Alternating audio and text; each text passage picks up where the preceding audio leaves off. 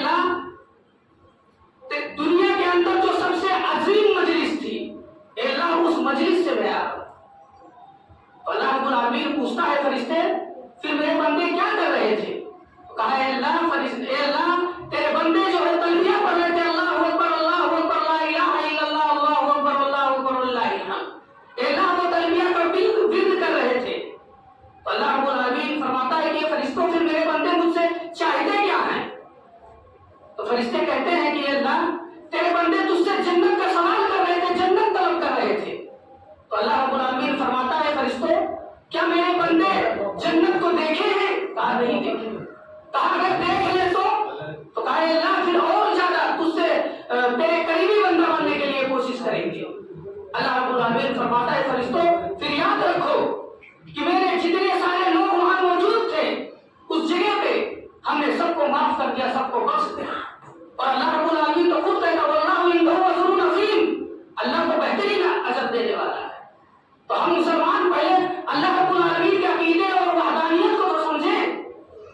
الذین آمنوا ولم یلبسوا ایمانهم بظلم, اللہ رب العالمین فرماتا ہے کہ جو انسان ایمان لایا, جو ایمان والا ایمان لایا, اسلام لانے کے بعد ایمان لایا, یہ نہیں کہ مسلمان ہونا ہی کافی ہے, پہلے مومن بنو. ایمان لایا اور ایمان لانے کے بعد اپنے اس عمل کو خلق ملت نہیں کیا, یعنی ظلم سے بچا لیا, شرک سے. اللہ رب العالمین کہتا وہی لوگ کامیاب ہونے والے ہیں اور وہی لوگوں کے لیے سرخری ہے اور وہی جنت کے مقیم بننے والے ہیں. جس طریقے سے سورہ فصلت میں کہا گیا ان الذین قالوا ربنا اللہ ثم استقاموا تتنزل علیہم الملائکہ, کہ اصل یہی لوگ ہیں جو کامیاب ہونے والے ہیں. تو ہم اور آپ پہلے اس طریقے سے بن کے تو دکھائیں. آج مسلمان کیوں ذلیل و خوار رسوا ہے؟ 57 ممالک ہونے کے بعد آج مسلمان کیوں جوتے کھا رہے ہیں؟ اس کی حیثیت کیا ہے, اوقات کیا ہے اس چیز کی کہ جو قوم جو ہم سے ڈرتی تھی آج وہ مسلمانوں کو ہی جوتے مار رہی ہے. ہم نے اللہ رب العالمین کے اس وقود کو پورا نہیں کیا کہ جو اللہ سے ہم وعدہ کر کے آئے تھے, ہم نے اس وقود کو چھوڑ دیا. اللہ کے نبی صلی اللہ علیہ وسلم فرماتے ہیں, اللہ کے نبی جو منبر پر قدم رکھ رہے ہیں آپ آمین کہتے ہیں. صحابہ کہتے ہیں اللہ کے رسول اس سے پہلے ہم نے آپ کو ایسا کرتے ہوئے نہیں دیکھا کہ آپ منبر پہ چڑھے اور آمین کہیں. اللہ کے نبی کہتے ہیں کہ صحابہ کی جماعت جبریل نے کہا کہ اللہ کے رسول وہ انسان ہلاک و برباد ہو جائے جو رمضان کے روزے پا کر اور اس میں اپنے رب کو منا نہیں سکا اور رمضان المبارک کے روزے نہیں رکھ سکا, وہ انسان ہلاک اور برباد ہو جائے. تو یہ چیز ہم اور مسلمان کس کے لیے, قرآن حدیث کس کے لیے بتاؤ؟ ہم ہی لوگوں کے لیے تو ہے. اور یہاں میں دیکھ رہا ہوں کہ ابھی خطبہ ہو رہی ہے, اتنے میں پبلک بھاگ رہی. یہ 2 رکعت نوافل نماز سے کیا ہوا بتاؤ؟ جو دین کی جو احکام اور بنیاد تھا, جیسے 3 چیز ہے عید کے دن, عید کا نماز ادا کرنا, خطبہ سننا اور دعاؤں میں شامل ہونا, یہ تو ہم چھوڑ دیں. اللہ کے نبی صلی اللہ علیہ وسلم فرماتے اور رب بھی کہتا ہے کہ جو انسان اگر نماز پڑھتا ہے اور حج کرتا ہے, یعنی اسلام کا جو 5 ارکان ہے, مثلا انسان کلمہ توحید پڑھنے کے بعد ترنت نماز پڑھتا ہے اور زکات ادا نہیں کرتا ہے. اللہ کے نبی صلی اللہ علیہ وسلم فرماتے ہیں دین کا 4 کام کر رہا ہے لیکن وہ زکات ادا نہیں کر رہا ہے. اللہ کے نبی صلی اللہ علیہ وسلم فرماتے ہیں وہ انسان بھی مشرک ہے. مشرک وہ نہیں ہے کہ جو اللہ رب العالمین کے بارگاہ کو چھوڑ کر للو پنجو کے پاس جائے, وہی مشرک نہیں ہے. جو انسان اگر زکات ادا کرتا ہے, رمضان المبارک کے روزے نہیں رکھتا ہے, اللہ کے نبی کہتے ہیں وہ بندہ بھی وہ بھی شخص مشرک ہے.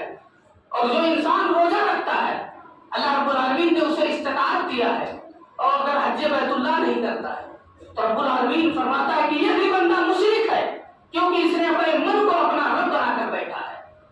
اور اگر یہ اپنے من کو رب نہیں بناتا تو اللہ نے 5 فریضہ نازل کیا ہے, وہ 5 پہ عمل کرتا ہے. ایک شخص اللہ کے نبی صلی اللہ علیہ وسلم کی خدمت میں حاضر ہوتا ہے, کہتا ہے محمد اعرابی ہے, کہتا ہے محمد اور آپ سب صلی اللہ علیہ وسلم ضرور ادا کریے. وہ آتا ہے کہتا ہے محمد کیا آپ اللہ کے رسول ہیں؟ کہا ہاں ہم اللہ کے رسول ہیں. کہا اللہ کے رسول آپ کے اوپر نازل کیا ہوئی ہے, اسلام میں داخل ہونے سے پہلے کرنا کیا پڑے گا؟ اللہ کے نبی صلی اللہ علیہ وسلم سے کلمہ توحید کا ورد کراتے ہیں. کہتا ہے محمد صلی اللہ علیہ وسلم پھر قسم کھا کر کہو کہ یہ بھی اللہ نے کہا ہے. اللہ کے نبی صلی اللہ علیہ وسلم قسم کھاتے ہیں, کہتے ہیں اللہ کی قسم یہ اللہ ہی نے نازل کیا ہے. کہا پھر اس کے بعد میں کیا کرنا ہے؟ کہا وہ تقیم الصلاۃ, نماز قائم کرنا ہے. کہا محمد تم قسم کھا کر کہو کہ اللہ نے کہا ہے. اللہ کے رسول کہتے ہیں قسم اللہ رب العالمین کی, یہ بھی اللہ نے نازل کیا. کہا پھر تیسرا زکات دو. کہا محمد صلی اللہ علیہ وسلم وہ تو زکات دو. کہا محمد کیا یہ بھی اللہ نے کہا ہے؟ کہا کہا ہاں یہ بھی اللہ نے کہا. کہا پھر چوتھا کیا رکن ہے؟ کہا کہ چوتھا یہ ہے کہ تم رمضان المبارک کے روزے رکھو. کہا اے محمد کیا یہ بھی اللہ نے کہا ہے؟ کہا ہاں یہ بھی اللہ نے کہا. کہا اے محمد صلی اللہ علیہ وسلم اگر یہ اللہ نے کہا ہے تو قسم کھا کر کہو کہ اللہ نے کہا ہے. اللہ کے نبی صلی اللہ علیہ وسلم قسم کھاتے ہیں کہ قسم ہے اللہ کی یہ بھی اللہ ہی نے نازل کیا ہے. کہا پھر لاسٹ میں کیا ہے؟ کہا اگر تمہارے پاس اگر طاقت ہے تو خانہ کعبہ تک پہنچنے کے لیے حج کرو. کہا اے محمد کیا یہ بھی اللہ نے کہا ہے؟ کہا ہاں یہ بھی اللہ نے کہا. کہا اے محمد اگر یہ بھی اللہ نے کہا ہے تو قسم کھا کر کہو کہ اللہ نے کہا ہے. وہ اللہ کے نبی صلی اللہ علیہ وسلم قسم کھاتے ہیں اور قسم کھانے کے بعد اللہ جبریل امین آتے ہیں کہتے ہیں اللہ کے رسول اللہ رب العالمین کو اس اعرابی کی بات اتنی پسند آ گئی. اللہ رب العالمین اسی مجمع میں کہتا ہے جبریل کو بھیجتا اور کہتے ہیں جبریل جاؤ میرے نبی محمد صلی اللہ علیہ وسلم سے کہہ دو کہ یہ جو اعرابی سوال کیا جا رہا ہے اگر اتنے پہ عمل کرے گا اگر اتنے پہ وہ رک جائے گا تو اس شخص سے کہہ دو کہ اللہ رب العالمین اسے جنت لکھ کر عطا فرمایا ہے. تو یہ کس کے لیے ہے؟ یہ ہم اور آپ کے لیے ہے کہ سب سے پہلے ہم اپنے عقیدے توحید کو مضبوط کریں کیونکہ جب توحید نہیں ہوگی ہمارے اندر تو ہم کیسے ہر کام کریں گے؟ جو دین کا کام ہے ہمیں کس طریقے سے کرنا ہے. اور اس رمضان المبارک ہمیں یہ پیغام دے کر گیا ہے کہ جس طریقے سے ہم رمضان المبارک میں جھوٹ نہیں بولے چغلی نہیں کیے غیبت نہیں کیے ایک دوسرے کے اوپر بہتان نہیں باندھے اسی طریقے سے ہمیں 12 مہینہ بھی گزارنا ہے. چنانچہ آتا ہے حدیثوں کے اندر کہ موسیٰ علیہ السلام اللہ رب العالمین کے سب سے ذلیل القدر پیغمبر ہیں. موسیٰ علیہ السلام اللہ رب العالمین سے سوال کرتے ہیں اے اللہ رب العالمین اس دنیا کے اندر کوئی ایسا کرم محبوب بندہ ہے کہ جو مجھ سے زیادہ تیری عبادت کرتا ہے اور مجھ سے بھی زیادہ تیرے خوف کھاتا ہے. اللہ رب العالمین فرماتا ہاں موسیٰ فلاں جگہ وہ ایک میرا بندہ ہے وہ بہت زیادہ میرے قریبی ہے. موسیٰ علیہ السلام کہتے ہیں اللہ وہ تو بہت ڈاکو ہے چور ہے اے اللہ وہ کیسے تیرا قریبی بندہ بن گیا؟ اللہ رب العالمین فرماتا ہے موسیٰ جب وہ اور اس کا بیٹا جب جنگل کے اندر گیا تو اس کا بیٹا پوچھتا ابو اس زمین سے بڑی اونچی کوئی چیز ہے؟ تو کہا ہاں بیٹا اس زمین سے بڑی چیز پہاڑ ہے. کہا ابو اس پہاڑ سے بڑی کوئی چیز ہے؟ کہا کہ ہاں بیٹا اس پہاڑ سے بڑا آسمان ہے. کہا ابو اس آسمان سے بڑی کوئی چیز ہے؟ کہا ہاں آسمان سے بڑی چیز تیرے باپ کا گناہ ہے. کہا ابو اس گناہ سے بڑی کوئی چیز ہے؟ کہا ہاں اس گناہ سے بڑی ہے اللہ رب العالمین کی رحمتیں ہیں اللہ رب العالمین کی برکتیں ہیں. اللہ رب العالمین جب موسیٰ سے ہم کلام ہوا اللہ رب العالمین کہتا ہے موسیٰ میرے بندے کے صرف اسی جملے کو اسی ادا کو دیکھ کر آج کے دن اگر سب سے میرا قریبی کوئی بندہ ہے تو یہی بندہ ہے. اس نے اپنے گناہوں کو دیکھا اور رب کے رحمتوں کو دیکھا کیونکہ اللہ رب العالمین نے خود کہا وَلَا تَقْنَطُوا مِن رَحْمَتِ اللَّهِ اے میرے بندے میرے رحمت سے نا امید مت ہو تو سرخروئی تمہیں ملے گی اور تم ہی بلند رہو گے. وَلَا تَهِنُوا وَلَا تَحْزَنُوا وَأَنْتُمُ الْأَعْلَوْنَ إِن كُنتُم مُؤْمِنِينَ اے مسلمانوں تم بلند رہو گے اے مسلمانوں حکمراں تمہیں بننا ہوگا لیکن شرط کیا ہے ان کنتم مومنین پہلے تم مومن تو بن جاؤ. یہ رمضان المبارک ہمیں کون سا پیغام دے کر گیا؟ یہ ہم صدقہ دیے فطرانہ دیے ہر چیز ادا کیے لیکن ہمارے اندر کوئی تبدیلی نظر نہیں آئی. اگر نظر آتی تو آج ایک دم مسلمان ہو کر ایسے بھاگ جاتے. ہم اللہ کو مانتے رسول کو مانتے کس لیے مانتے؟ ہمارے باپ مانتے آئے ہمارے دادا مانتے آئے نہیں تو اگر ہم اللہ سے ڈرتے یا اللہ کے اوپر یقین کرتے یہ سوچتے کہ اللہ ہم کو دیکھ رہا ہے تو 5 وقت مسجد میں منادی اعلان کرتا ہے ہم کہاں رہتے پھر بھی مسلمان بنتے پھر رہے تو ہم نام کے مسلمان نہ بنے کام کے مسلمان بنے.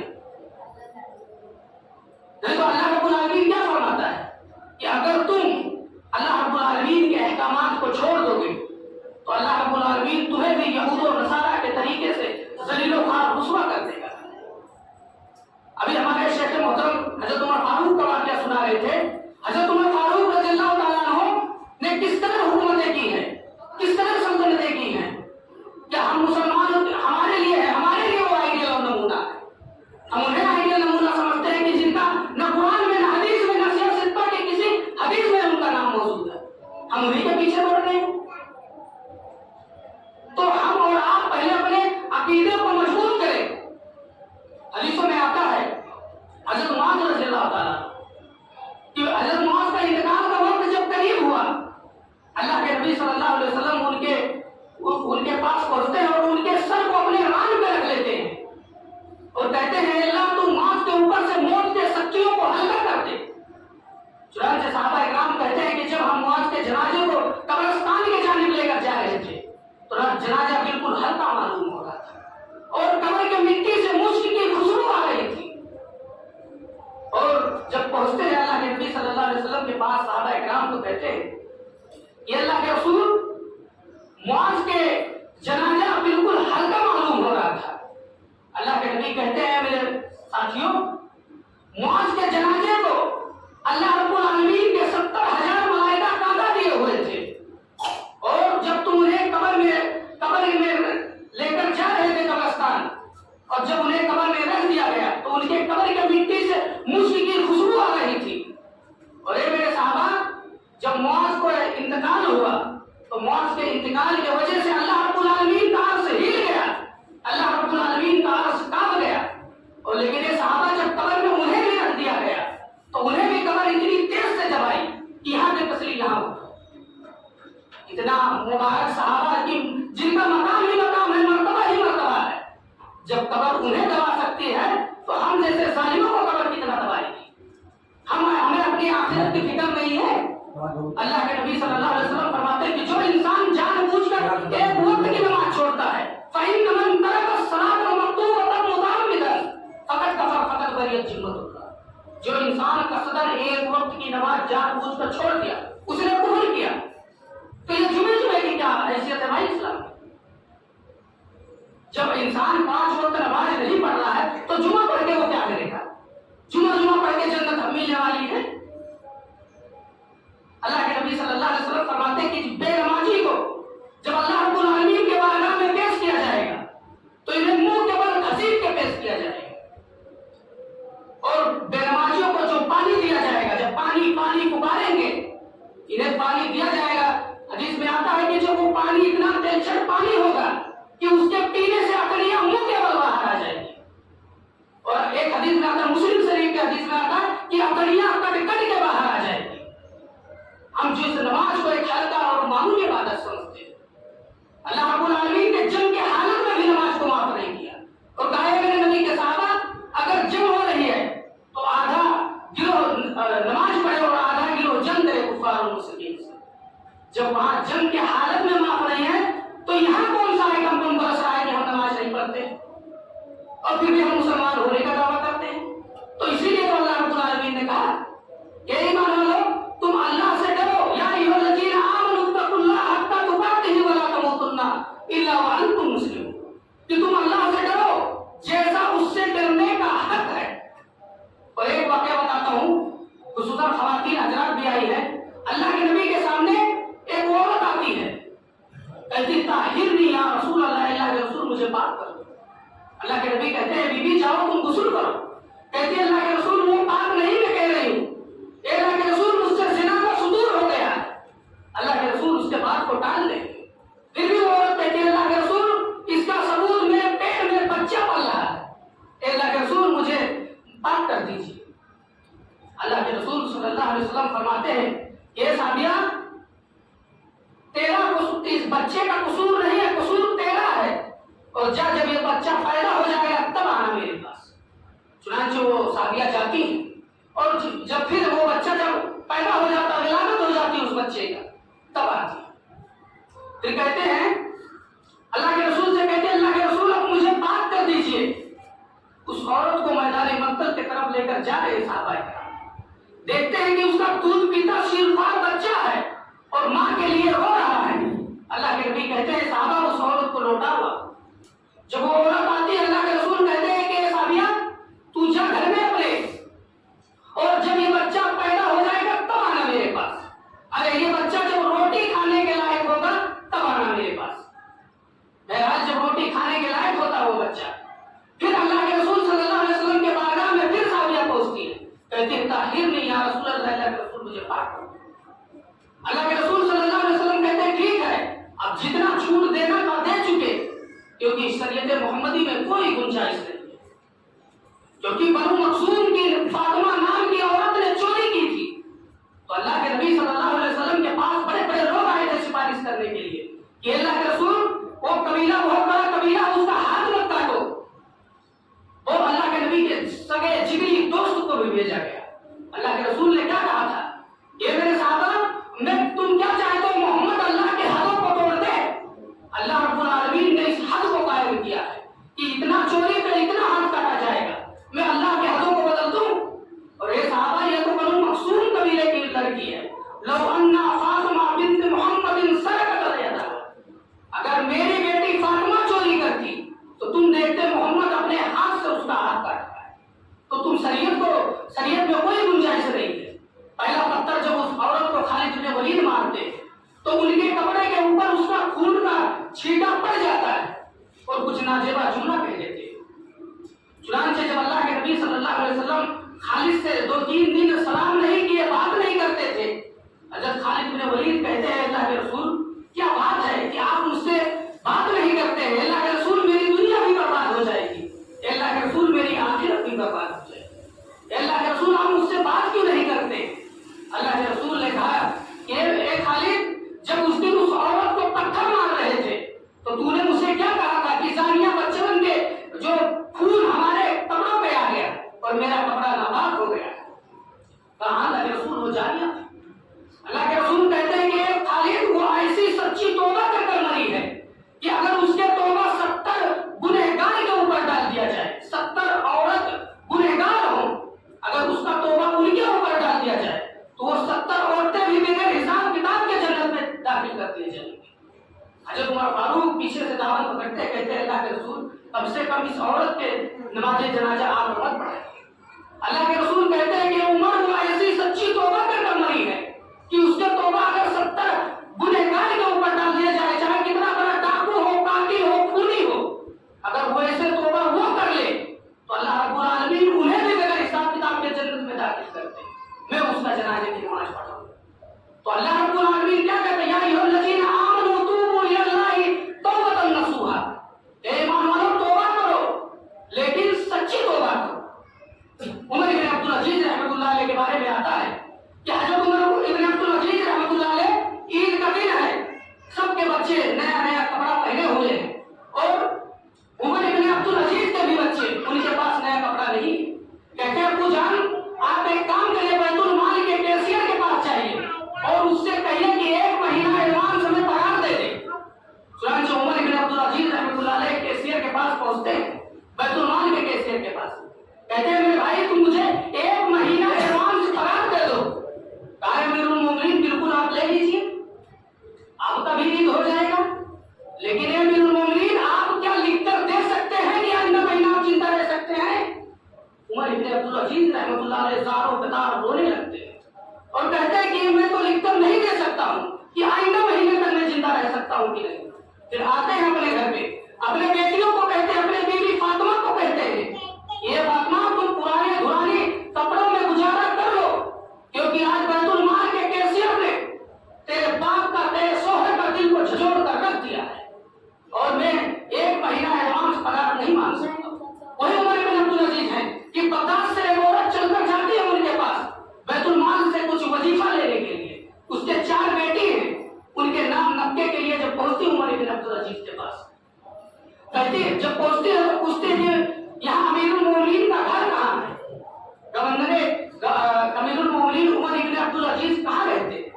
لوگوں نے بتایا کہ فلاں جگہ ان کا گھر ہے، آپ چلے جاؤ۔ چنانچہ عمر بن عبدالعزیز کے گھر جب پہنچتی ہو وہ بڑھیا تو دیکھتے ہیں عمر بن عبدالعزیز رحمۃ اللہ علیہ اپنے دیوار کو خود اپنے ہاتھوں سے لیپ رہے ہیں اور اپنے گھر کو بھی لیپ رہے ہیں، اور ایک وہاں پر ان کی بیوی فاطمہ بھی بیٹھی ہوئی ہے۔ وہ فاطمہ کون ہے؟ جن کے باپ بادشاہ، جن کے دادا بادشاہ ہیں، جن کے 4 نسلیں فاطمہ کے بادشاہ ہی بادشاہ ہیں، لیکن کس طرح عمر بن عبدالعزیز کے ساتھ رہ رہی ہے کیونکہ انہیں خاصیت الہی تھا۔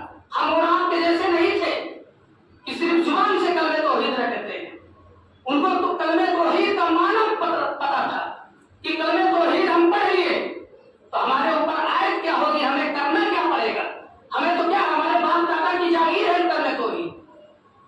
पहुंचती है वो बुढ़िया, तो देखती है कि फातिमा जो है उमर इब्न अब्दुल अजीज को देखकर हंस रही है और उमर इब्न अब्दुल अजीज जो है फातिमा को देखकर हंस रहे हैं। तो कहा मेरी बहन ये क्या उमर इब्न अब्दुल अजीज का घर है? कहती हाँ ये उमर इब्न अब्दुल अजीज का घर है। कहा ये बहन एक बात बताओ खलीफा कहाँ गए? तो कहते हैं माँ बैठ जा अभी खलीफा आएंगे उमर इब्न अब्दुल अजीज। तो कहती हो बुढ़िया एक बात बताओ बहन, तुम एक बार तुम अपने जो काम कर रहा है मिस्त्री को देखती हो और मुस्कुराती हो और वो तुम्हें देखकर मुस्कुराता है, तुम्हें कुछ पर्दे वर्दे का हया वया है कि नहीं है? कहती है फातिमा, कहती है मेरी माँ वही तो हमारे खामिद है, वही तो हमारे शोहर है उमर इब्न अब्दुल अजीज। जब बुढ़िया सुनती है कि उमर इब्न अब्दुल अजीज यही है तो सारा किताब बुढ़िया रोने लगती है और कहती है ये अमीरुल मोमिनीन का घर है कि जो अमीरुल मोमिनीन अपने हाथ से अपने घर को नहीं करेंगे। फिर कहते हैं कि माँ किस चीज पे दुआ है? कहा बेटा मेरे 4 बेटी हैं और बैतुल माल से मैं वजीफा लेने आई हूँ क्योंकि उनके नाम नक्के का भी मुझे खर्चा करना है, तो ये मेरे बेटे मैं उसी के लिए बैतुल माल से वजीफा लेने आया। फिर गवर्नर बगदाद को खत लिखते उमर इब्न अब्दुल अजीज, कहते हैं कि अम्मा बात फइन्ना खैरुल हदीस किताबुल्लाह। अल्लाह रब्बुल आलमीन के हमदो सना बयान करते हैं और अल्लाह रब्बुल आलमीन के हमदो सना बयान के बाद करने के बाद उस खत में लिखते हैं कि पहली बेटी को इतना राशन इतना गल्ला मिलना चाहिए। वो बुढ़िया कहती है कि अल्हम्दुलिल्लाह ए अमीरुल मोमिनीन आपने बहुत अच्छा काम कर दिया। फिर दूसरी बेटी का मौका लिखे, कहते हैं कि दूसरी बेटी को इतना राशन इतना गल्ला मिलना चाहिए। वो बुढ़िया कहती है अल्हम्दुलिल्लाह। फिर जब तीसरी बेटी का मौका लिखने लगे तो कहते हैं तीसरी बेटी को इतना राशन इतना गल्ला मिलना चाहिए। वो बुढ़िया कहती है अल्हम्दुलिल्लाह। और जब चौथी का मौका लिखने लगे तो कहते हैं कि चौथी बेटी को इतना राशन इतना गल्ला मिलना चाहिए। वो बुढ़िया कहती है अमीरुल मोमिनीन आप बहुत रहम दिल वाले हैं। अमीरुल मोमिनीन आप जो है मोमिनों के साथ बहुत अच्छा सुलूक करते हैं। उमर इब्न अब्दुल अजीज रहमतुल्लाह अलैह कलम और कागज को उठाकर रख देते, कहते हैं मेरी माँ अब तुझे गल्ला नहीं मिलेगा। बुढ़िया कहते हैं मेरे बेटे क्या बात है? ए मेरे बेटे तू तो 3 बेटियों का राशन 3 बेटियों का गल्ला दे चुका है और इसका कह रहा है कि नहीं दूंगा चौथी बेटी का, बात क्या है, वजह क्या है? उमर इब्न अब्दुल अजीज रहमतुल्लाह अलैह कहते हैं मेरी माँ जब तू अल्लाह रब्बुल आलमीन की तारीफ बयान कर रही थी तो उमर इब्न अब्दुल अजीज तुझे दे रहा था क्योंकि ये जो बैतुल माल है मेरे बाप का नहीं है, ये अल्लाह रब्बुल आलमीन का दिया हुआ है। और जब तू अल्लाह रब्बुल आलमीन का हमदो सना बयान कर रही थी तो मैं तुझे दे रहा था और जब तू मेरी तारीफ बयान करने लगी तो मैंने जो है कलम और कागज उठाकर रख दिया, तुझे राशन बंद कर दिया। फिर वो बुढ़िया जब कई महीनों का सफर कर जब बगदाद पहुंचती है तो पता चलता बुढ़िया जाती है गवर्नर के पास बगदाद के और कहते हैं जो उमर इब्न अब्दुल अजीज ने ये रुपया दिया है, खर्च दिया है और मुझे राशन चाहिए, गल्ला चाहिए। कहता है गवर्नर कहता है ये मेरी माँ तुझे आने में बहुत देर हो चुका है। तो कहती बुढ़िया कहती है बेटे क्यों मुझे आने में देर क्यों हुई? तो कहा है मेरी माँ जो ये रुपया लिखा है वो उमर इब्न अब्दुल अजीज रहमतुल्लाह अलैह का इंतकाल हो चुका है। बुढ़िया ज़ारो कतार रोने लगती है और कहती इतना महीना आने को लगा जाने के लगा। तो फिर कहते हैं मेरी माँ तू घबरा मत, मायूस मत हो। जो उमर इब्न अब्दुल अजीज रहमतुल्लाह अलैह के दौर में जो अदल होती थी, जो इंसाफ होती थी, वही इंसाफ वही अदल मेरे भी गवर्नरी में होगा और तुम मायूस मत हो।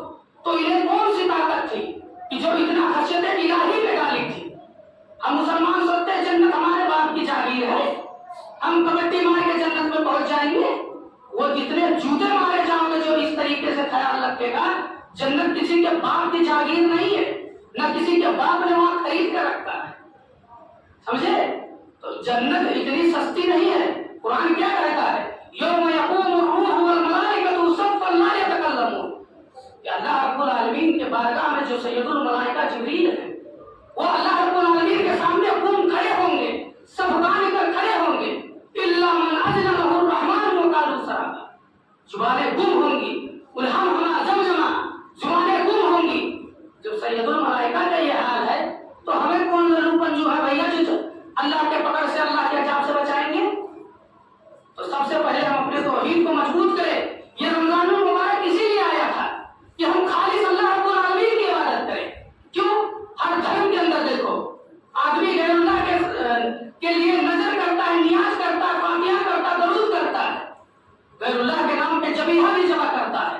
لیکن کبھی آپ لوگوں نے سنا کہ کوئی شخص غیر اللہ کے لیے روزہ بھی رکھتا ہے؟ ہم نے تو نہیں سنا ہے. تو یہ رمضان کیوں آیا تھا؟ یا ایھا الذین آمنوا کتب علیکم الصیام کما کتب علی الذین من قبلکم لعلکم تتقون. ہم نے کبوتر کی چوچ مار کر ہم نے ضرور نمازیں پڑھ لی، قیام اللیل ضرور ادا کر لی، لیکن جو لعلکم تتقون ہے وہ ہم نے حاصل نہیں. اگر ہم لعلکم تتقون حاصل کرتے تو ہماری مسجد بھری ہوتی. ہم نے مسجدوں کو ویران کر دیا. کیوں؟ مسجد میں 5 ٹائم انسان کو بددعا دیتی ہے، کہتی ہے اللہ اس بدبخت کو تو دھسا دے، اے اللہ یہ میرا حق نہیں ادا کرتا ہے. کیوں؟ مسجد اللہ کا گھر ہے. اور اسی کے ساتھ میں اپنے وعدوں کو ختم کرتا ہوں. اللہ رب العالمین سے دعا ہے کہ اللہ ہم جمیع مسلمانوں کو صراط مستقیم پہ چلے کے توفیق عطا فرما. اے اللہ ہمارے روزہ اور قیام اور تراویح کو قبول کر لے، اور اے اللہ ہم سب کو نماز پڑھنے کی توفیق عطا فرما. اے اللہ جتنے لوگ اس دنیا سے جا چکے ہیں اللہ ان کے قبروں کو نور سے بھر دے.